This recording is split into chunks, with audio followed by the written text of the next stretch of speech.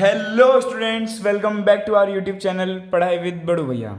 सो students, हमने previous video में हमारे क्लास 9th हिस्ट्री का chapter number 1 the French Revolution start कर दिया था।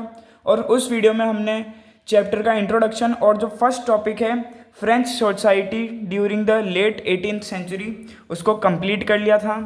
और आज की इस वीडियो में हम चैप्टर का सेकंड टॉपिक जो है the outbreak of the revolution उसको कंप्लीट करने वाले हैं। तो अगर आपने पहले वो वीडियो नहीं देखी है तो आप पहले उसे देख लें ताकि आपका जो चैप्टर है वो लाइन बाय लाइन क्लियर हो जाए।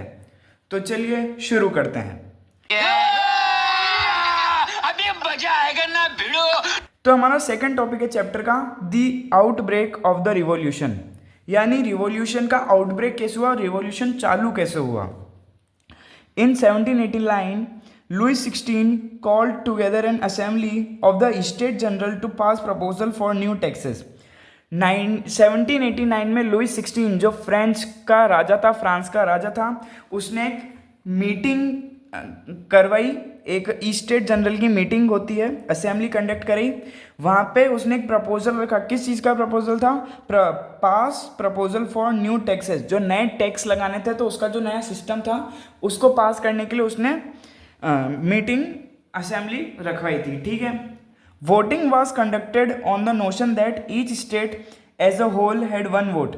अपन ने पढ़ा स्टार्टिंग में फर्स्ट वीडियो में कि फ्रेंच सोसाइटी जो थी वो 3 स्टेट में बटी हुई थी। फर्स्ट स्टेट क्लर्जी यानी चर्च वाले लोग, सेकंड स्टेट नोबेलिटी यानी कि जो रूलिंग क्लास थी, राजा और उसके रिलेटिव्स, और थर्ड स्टेट होता था हमारे नॉर्मल जो वहाँ की आम जनता थी उनका। ठीक है। उसमें सारे बिजनेसमैन, लॉयर, पीजेंट, आर्टिस्ट वो सब उसमें आते थे।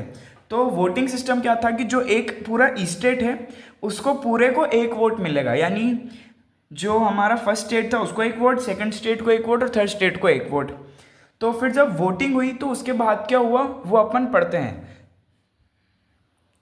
तो स्टूडेंट्स, जब अपन ने बुक में पढ़ा था तो उसमें अपन को ये पता था कि जो फर्स्ट स्टेट थे उससे 300 लोग आए थे, सेकंड स्टेट से भी 300 लोग आए थे, और जो फोर्थ स्टेट था उससे 600 लोग आए थे मीटिंग को अटेंड करने। फर्स्ट स्टेट वालों को भी कुर्सी पे बिठाया, सेकंड स्टेट वालों को भी कुर्सी पे बिठाया था, और जो थर्ड स्टेट वाले थे उनको, जो लोग कुर्सी पे बैठे थे फर्स्ट स्टेट और सेकंड स्टेट वाले, उनके पीछे कुर्सी के पीछे खड़ा करा था। ठीक है।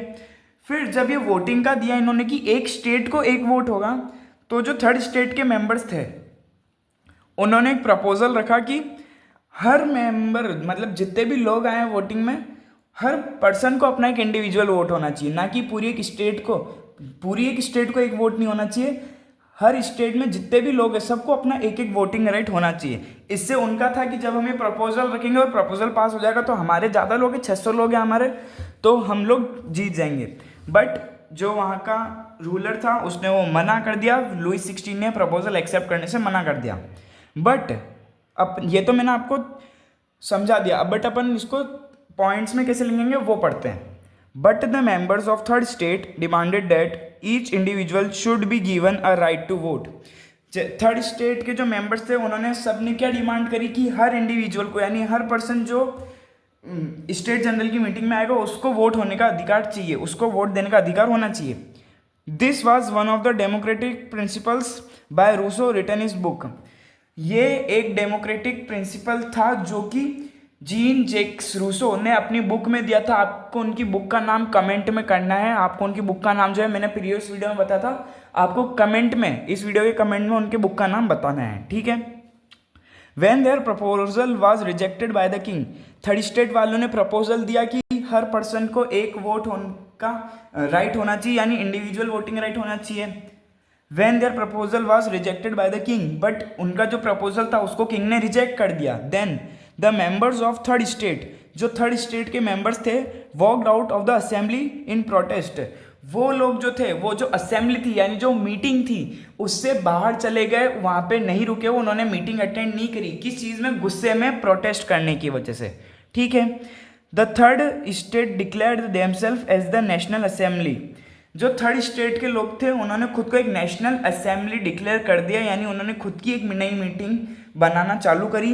And drafted the constitution for France, और उन्होंने फ्रांस के लिए कॉन्स्टिट्यूशन बनाना चालू करा, यानी फ्रांस का संविधान बनाना चालू करा, which limited the power of the monarch. उन्होंने फ्रांस का संविधान बनाना, कॉन्स्टिट्यूशन बनाना चालू क्यों किया? इसलिए चालू किया ताकि वो उससे जो मोनार्क है वहाँ का, उसके पावर्स को लिमिट में रख सके। ठीक है।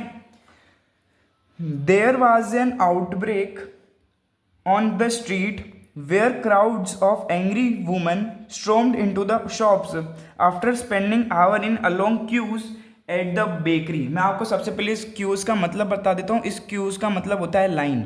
अपन स्कूल में सुनते हैं, कई बार टीचर्स बोलते हैं make a Q for assembly, यानी असेंबली के लिए जाने के लिए लाइन बनाओ एक। इस क्यू का मतलब होता है लाइन बनाना। ठीक है, ये तो था मीनिंग। अब अपन इसको समझते हैं। There was an outbreak on the street, वहाँ पे आउटब्रेक हो गया रिवॉल्यूशन का स्ट्रीट पर, यानी वहाँ की सड़कों पर लोग उतर आए क्रांति के लिए। Where crowds of angry women stormed into the shop, और आउटब्रेक स्टार्ट किसने करा? वहाँ की महिलाओं ने। क्यों करा? तो where crowds of angry women stormed into the shop, जो वहाँ की महिलाएं थी वो बहुत ही ज़्यादा गुस्से में थी और उन्होंने अपना एक ग्रुप बनाया, झुंड बनाया, और उन्होंने एक शॉप के अंदर धावा बोल दिया, वो वहाँ पे चले गए। क्यों चले गए? तो क्या रीज़न था? After spending hours in long queues at the bakery. मैंने आपको फर्स्ट पार्ट में बताया था, वहाँ पे सब्सिस्टेंस क्राइसिस की सिचुएशन थी, स्ट्रगल टू सर्वाइव था। तो जो थर्ड स्टेट वाले लोग थे उनके पास इतने पैसे तो थे नहीं, उनको टैक्स भी देना पड़ता था। जो उनके पास पैसे बचते थे वो बहुत कम होते थे, जिससे वो अपने घर का गुजारा कर सके, खाना पीना, कपड़े, मकान, वो सब कर सकें। ठीक है। और जो फर्स्ट स्टेट और सेकंड स्टेट वाले थे, जब भी चीज़ों की कमी होती तो ज़्यादा पैसे लेके चीज़ें खरीद लेते थे। और उस टाइम ड्रॉट की वजह से और जो हेल स्टॉर्म आया था उसकी वजह से वैसी प्रोडक्शन कम हुआ था, तो और फिर जो बचा था उसकी प्राइस बढ़ गई थी, जो फर्स्ट स्टेट सेकंड स्टेट वालों ने ले लिया।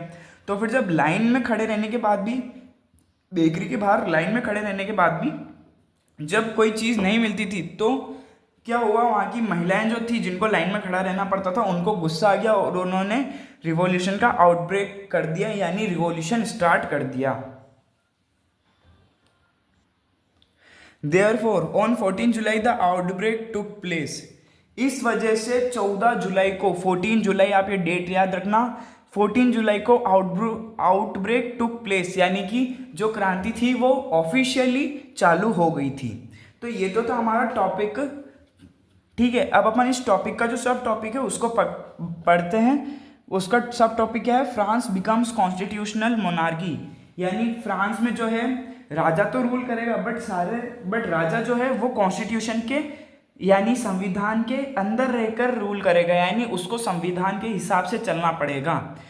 तो the constitution of France completed in 1971।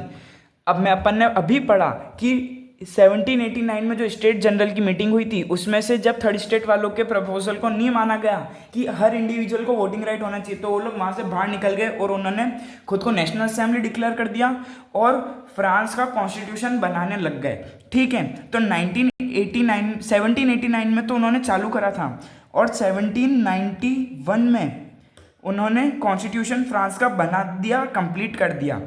The constitution began with a declaration of rights of man and citizen. जो उनका कॉन्स्टिट्यूशन था वो किससे स्टार्ट होता था? ये डिक्लेरेशन से स्टार्ट होता था कि राइट्स ऑफ मैन होंगे और सिटीजन। राइट्स ऑफ मैन यानी जो मर्द होते थे, जो मेल होते थे, उनके राइट्स होंगे, और सिटीजन्स के राइट से वो शुरू होता था। मतलब तब भी वुमन को वोटिंग राइट नहीं दिया था। ये सिर्फ वोटिंग राइट की बात किसके लिए थी? सिर्फ और सिर्फ मेल के लिए, पुरुषों के लिए।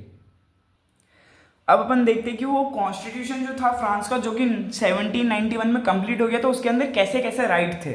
तो right such as right to life, यानी हर इंसान को जीने का अधिकार था। फ्रीडम ऑफ स्पीच, हर इंसान जो है वो अपने मर्जी से स्पीच दे सकता था, यानी अपनी मर्जी की बात सामने रख सकता था, उसको कोई नहीं दबा सकता था। फ्रीडम ऑफ ओपिनियन, ऐसा नहीं था कि सिर्फ राजा ने जो बोल दिया वही सब कुछ है। वहाँ की जो आम जनता थी, सेकंड स्टेट के लोग थे और थर्ड स्टेट के लोग थे, उनको भी अपनी बात रखने की आज़ादी थी। इक्वलिटी बिफोर लॉ, और कानून की नज़र में सब इक्वल थे, चाहे वो भले ही इंसान फर्स्ट स्टेट का हो, सेकंड स्टेट का हो या थर्ड स्टेट का हो। ऐसा कोई नहीं था कि फर्स्ट स्टेट सेकंड स्टेट वालों के ऊपर कानून लागू नहीं होगा, सिर्फ थर्ड स्टेट वालों के ऊपर होगा। सबके ऊपर कानून लागू होता था और सब कानून की नज़रों में बराबर थे। Were established as natural and inalienable rights. मतलब ये ऐसे राइट्स बनाए गए, इनको इन जो ये कानून थे इनको ऐसे लागू किया गया कि ये नेचुरल राइट्स है, मतलब जो बंदा जन्म लेता है उसके पास ये राइट्स होते हैं। That is they belong to each human being by birth and could not be taken away. यही लाइन मैंने बताई कि और उन्होंने ये जो राइट्स थे इनको ऐसे इम्प्लीमेंट करा कि जो हर बंदा जन्म लेगा, each human being by birth, जो भी जन्म लेगा इंसान उसके पास ये सारे राइट्स होंगे and could not be taken away. और ये राइट्स जो है, ये कानून जो है, ये उस इंसान से कोई भी नहीं छीन सकता। ठीक है, तो स्टूडेंट्स ये था हमारा आज का second topic, class 9th history chapter number 1 French revolution का second topic, the outbreak of the revolution. मैंने अभी आपको एक क्वेश्चन दिया था कि जीन जैक्स रूसो ने एक बुक लिखी थी, आपको उस बुक का नाम कमेंट सेक्शन में लिख के जाना है। ठीक है, तो आप मेरे को ज़रूर वो कमेंट सेक्शन में आंसर दीजिएगा। और अगर आपको वीडियो अच्छी लगी हो तो वीडियो को लाइक करना, चैनल को सब्सक्राइब करना और अपनी सारे क्लासमेट्स के साथ इस वीडियो को शेयर करना जिनको लगता है कि एसएसटी बहुत टफ सब्जेक्ट है और उनसे नहीं हो पाएगा, क्योंकि मैं पूरे साल क्लास 9th एसएसटी का सारा कोर्स जो है वो इन्हीं हैंड रिटन नोट्स के साथ और इजी डिटेल एक्सप्लेनेशन के साथ लाने वाला हूँ। तो तब तक के लिए bye bye, see you and पढ़ते रहो और फोड़ते रहो।